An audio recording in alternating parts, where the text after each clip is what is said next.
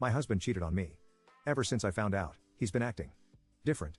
Plus update, Justin and I had been together for 10 years, married for 6. I'd been with him for my whole adult life. We'd been dating since I was 17 and he was 18. I always thought he was my soulmate. The man I wanted to grow old with. Turns out, I was wrong. I was devastated when I found out.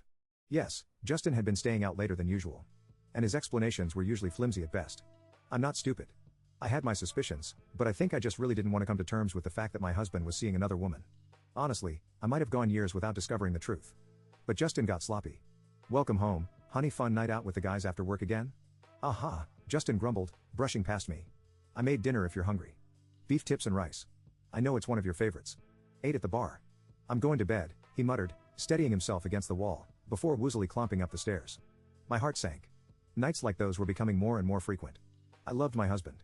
All I wanted was to spend a little quality time with him after a long day at work. But he couldn't even spare me a few minutes.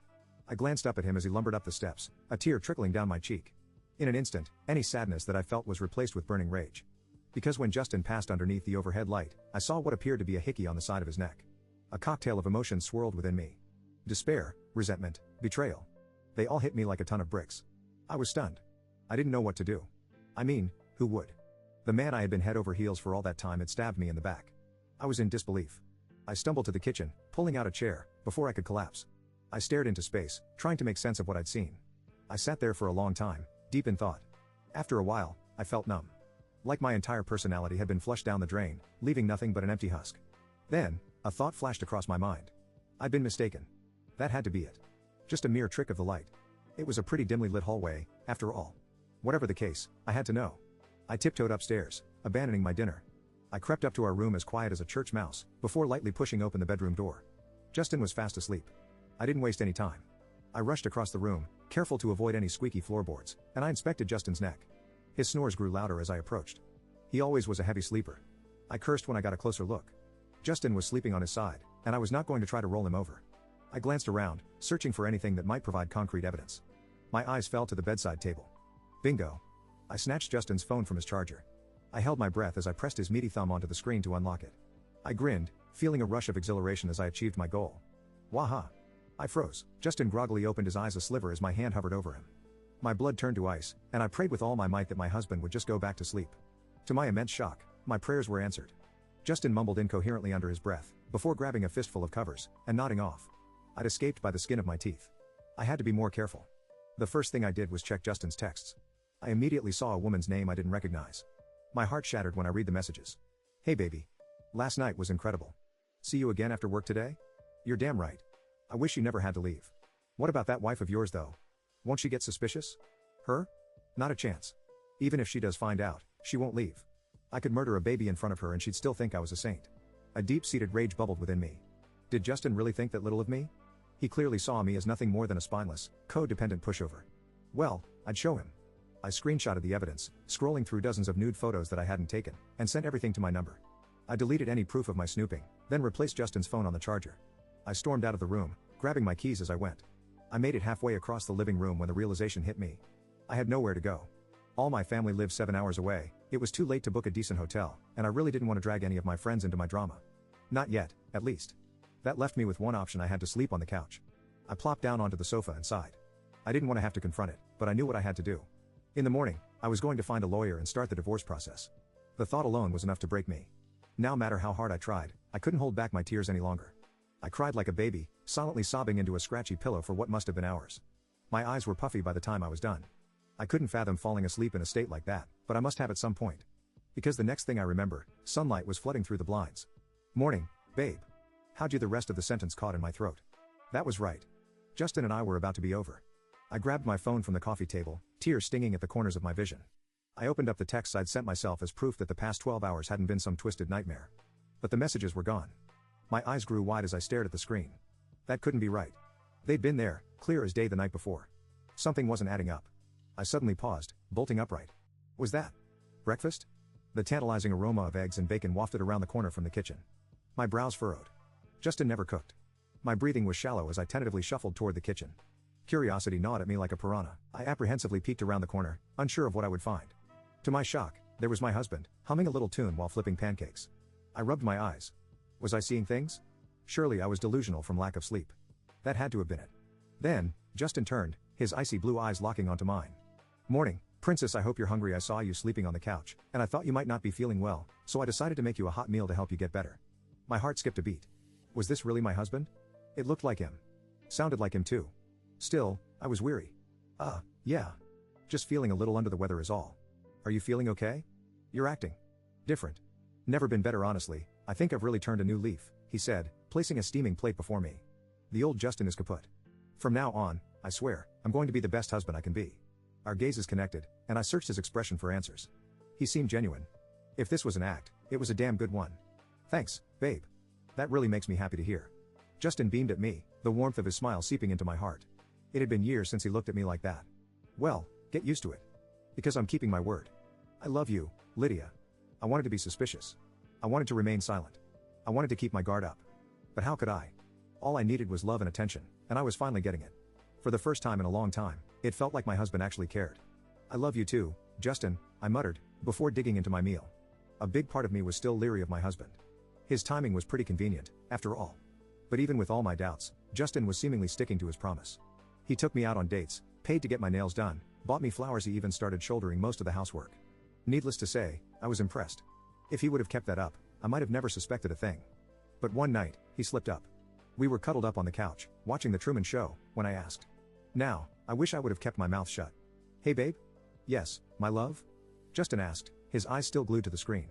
If someone close to you was an imposter, like a perfect replica except for a few tiny changes, do you think you'd notice? Justin tensed up, his eyes wide as he slowly turned to face me. A blank stare had overtaken his expression. A chill rippled through my body when he looked at me like that. He was beginning to frighten me. I suppose so. Why do you ask? His voice was monotone, dripping with a tinge of urgency. I didn't know how to process his sudden shift in personality. It's the premise of the movie we're watching. I watched as the color seeped back into his face, and he loosened up, breathing a sigh of relief. I cocked a curious brow. Why was he acting so strange? That makes sense. We sat there in uncomfortable silence, shifting our attention back to the TV screen. After a few more tense moments, I couldn't take it anymore. I've got to use the restroom and charge my phone. I'll be right back. No need to pause the movie for me. Justin nodded, before grinning up at me. His smile.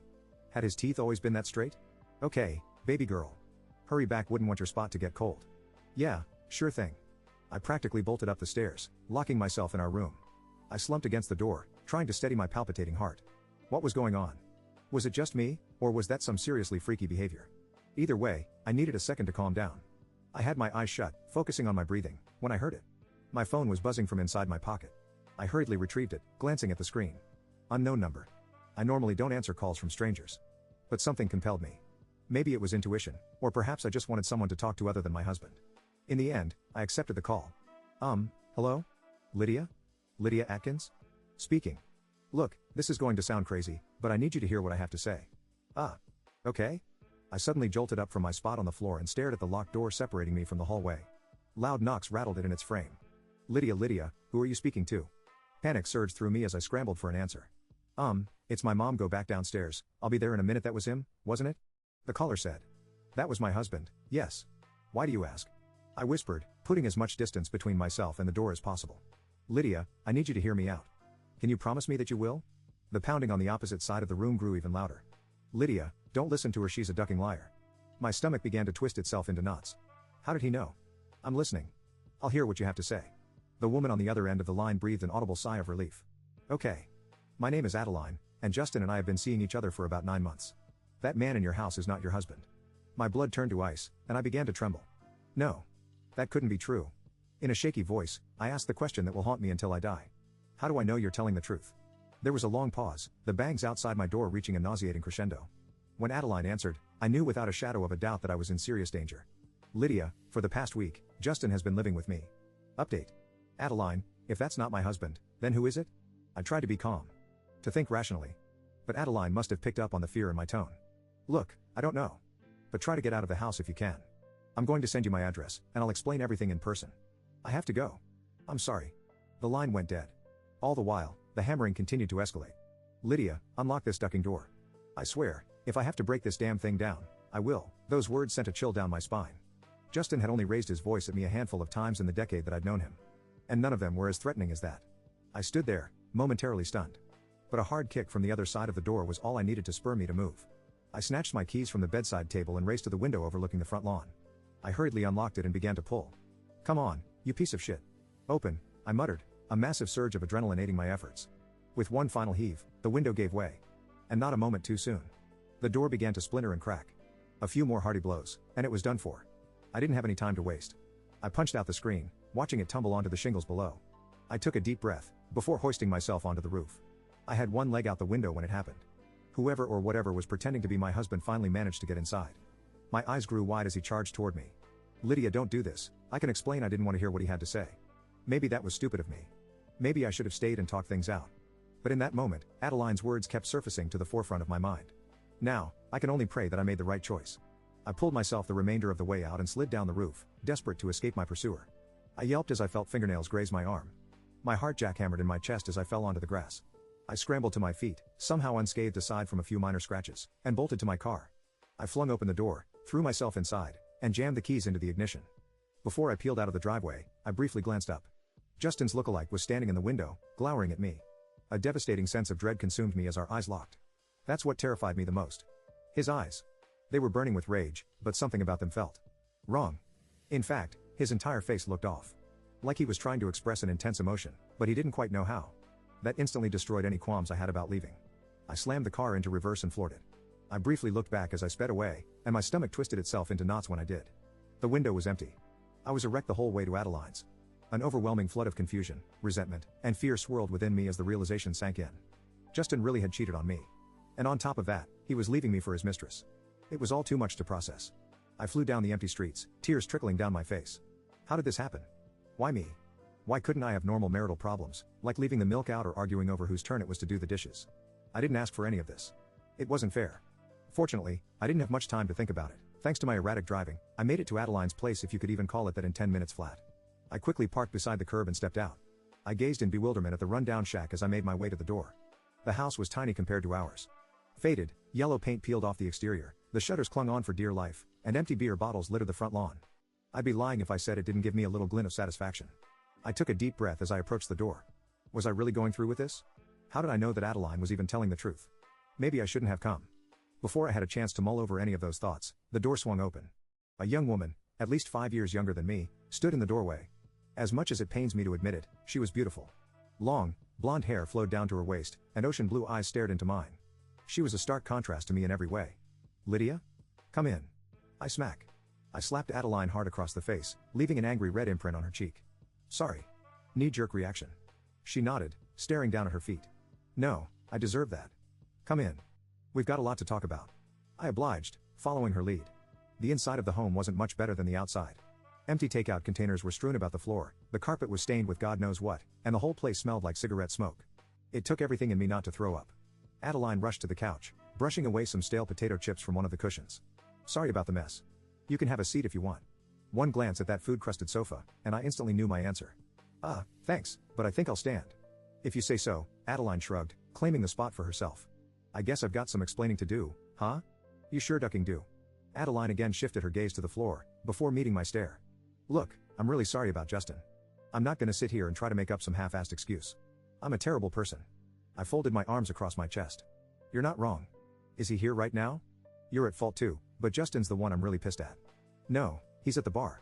He said he had some drinking to do." "Lydia, I really am sorry. I know I can't make it up to you," but I held up my hand to stop her. "As much as I'd love to berate you and listen to you suck up to me the whole night, that's not why I came. I've got bigger problems to worry about."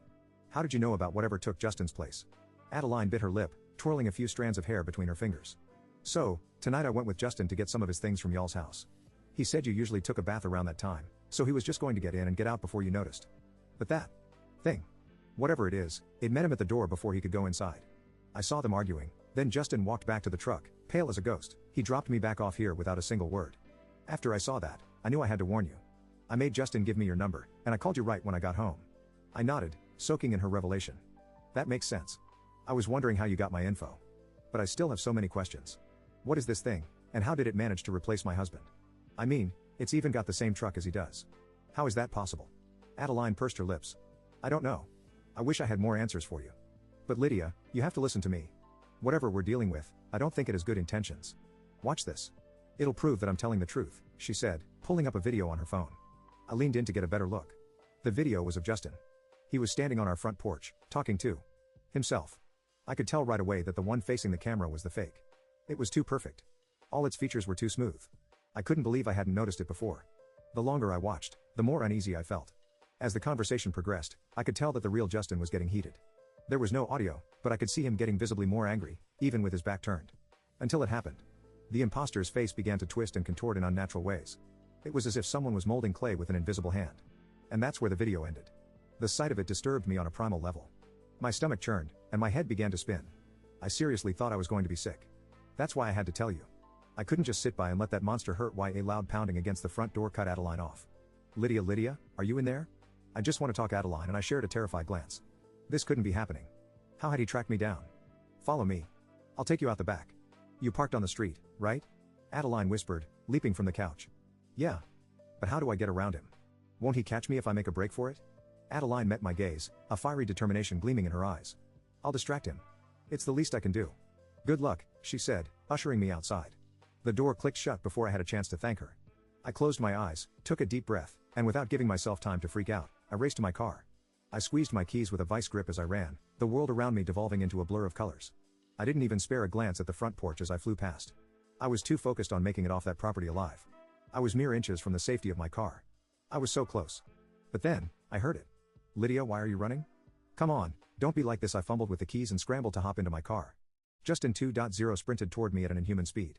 Behind him, the door to the house was hanging wide open, and Adeline was nowhere to be found.